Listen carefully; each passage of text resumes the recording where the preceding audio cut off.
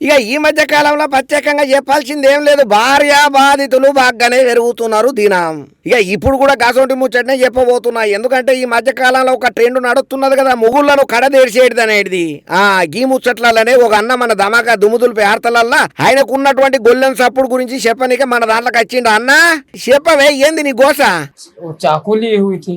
मैं सोचा ये चाकू क्यों ली है, लेकिन सर मैं जब उसको टच करने गया तो मुझे चाकू कह रहे मतलब धमकी देने लगी कि अगर टच करोगे हम तुमको मार देंगे या तुमको मारेंगे, अपने आप को मार देंगे।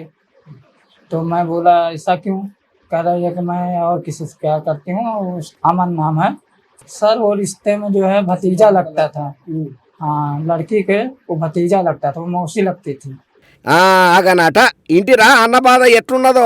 ఇక ఏమయ్యా అసలు కథ ఏంది పురాగా స్టోరీ అని అంటే, ఉత్తరప్రదేశ్ ప్రయాగ్రాజ్ ప్రాంతానికి చెందినటువంటి నిషాద్ అనే వ్యక్తికి సితార్ అనే ఒక అమ్మాయితోని ఈ మధ్య కాలంలో పెళ్ళయింది అయ్యా. ఇక మొదటి రోజు రాత్రి ఏర్పాట్లను పెద్దోళ్ళు గట్టిగానే ఏర్పాటు చేసిండ్రు. అయితే ఇట్లా శోభనం గదిలోకి పోయిన పెళ్లి కూతురు ఆమె లబ్బే పేరు గురించి మొగంతోటి వివరంగా చెప్పుకుంటా వచ్చింది. నేను నా మేనల్లుని పానం కంటే ఎక్కువగా ప్రేమిస్తానా, ఇది ఇప్పటిది కాదు, ఎప్పటిసందో మా ఇద్దరి మధ్యన ఉన్నటువంటి లవ్ అఫేర్. నేను నా మేనల్లుతోని లేచిపోతున్నా. ఈ ముచ్చట కనుక నువ్వు ఎవరితోనన్నా చెప్పినవా అనుకో బిడ్డ, నీ సంగతి చూడు ఎట్లుంటదో. భూమి మీద లేకుండా నూకలు ముట్టకుండా చేస్తాం. అలా ఏమనుకున్నావో నిన్ను కథం పట్టిస్తా అని చెప్పి ఉత్త బెదిరించుడే కాదు, చేతుల కత్తి పెట్టుకుని అరెకరం దడిచేటట్టు కూడా చేసిందట.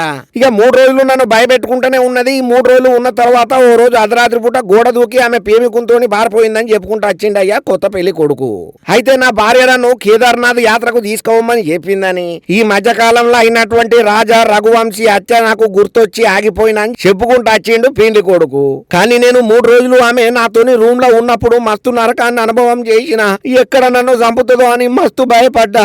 నిద్రలేని రాత్రులను గడిపిన. పెళ్ళంటేనే నాకు గుండెలా గుణపం కూర్చున్నట్టు అవుతున్నది, మస్తు బుగులు పుడుతున్నదని చెప్పి ఆవేదనను గిట్లా వ్యక్తం చేసుకుంటూ వచ్చిండు గీ అన్న.